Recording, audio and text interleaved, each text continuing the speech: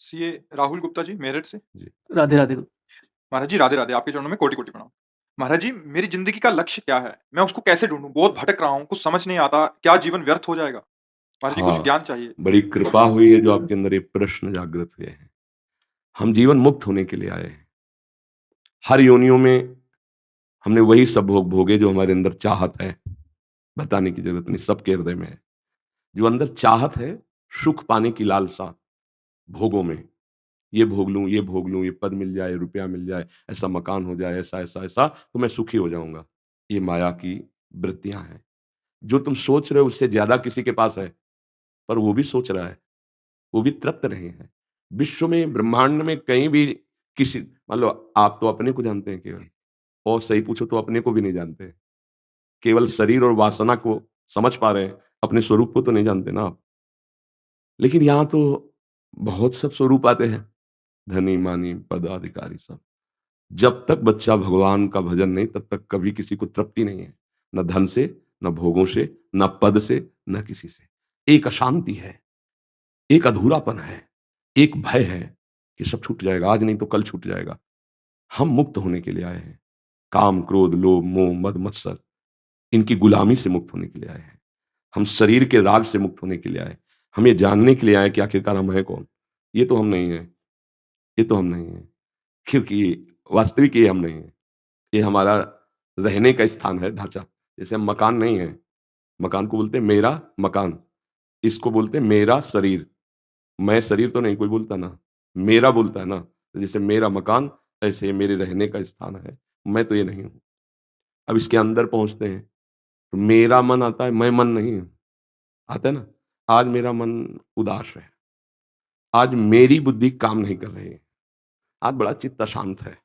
मतलब वो भी मैं नहीं निकला, वो भी मेरा के अंतर्गत आया। जैसे शरीर, ऐसे ही अंदर का मन, बुद्धि, चित्त, अहंकार, सूक्ष्म शरीर, और तीसरा है स्वभाव, कारण शरीर। बोले यार इस व्यक्ति का स्वभाव बहुत गंदा है।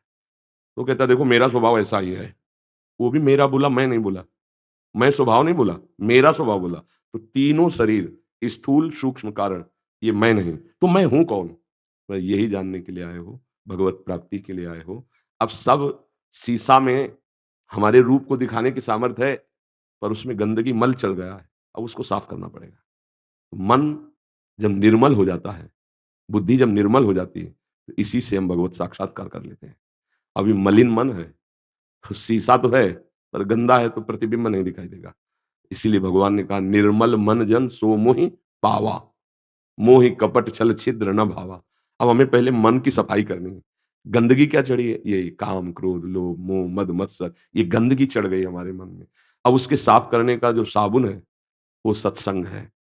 सत्संग, जितना सत्संग सुनोगे और नाम जप करोगे, उतने ही आपका मन धुलता चला जाएगा। ये साबुन और जल दोनों चाहिए ना।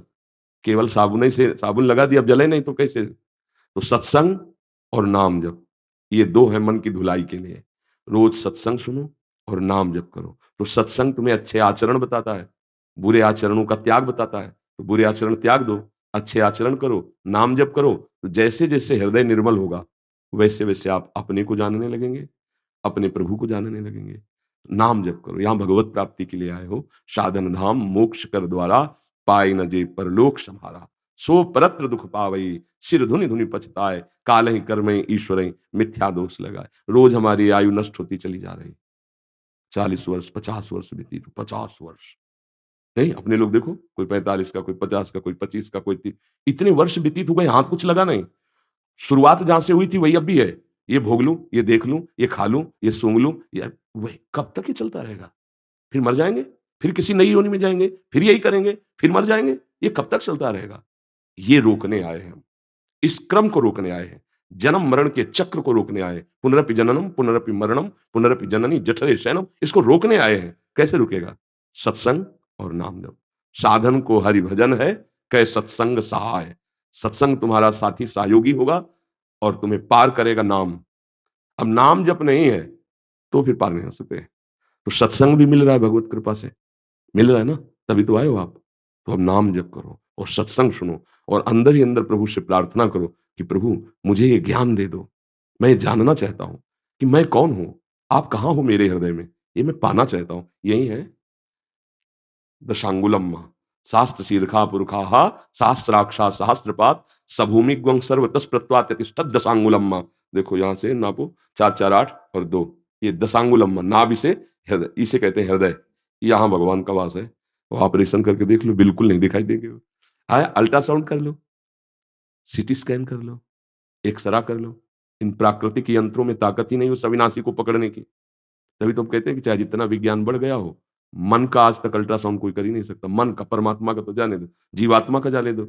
मन है ना सबके, दिखावे कि देखो ये मन चल रहा है, कहीं नहीं। स्थूल ढांचे का कर सकते हो, पांच भौतिक स्थूल ढांचे का, इसके आगे नहीं। तो इसके आगे जो होता है वो योग से होता है। नाम जप करो, नाम बहुत बड़ा योग है। नाम जप करो, सत्संग सुनो, अच्छे आचरण करो, बुरे आचरणों का त्याग करो, आगे का रास्ता दिखाई देने लगेगा। ठीक है।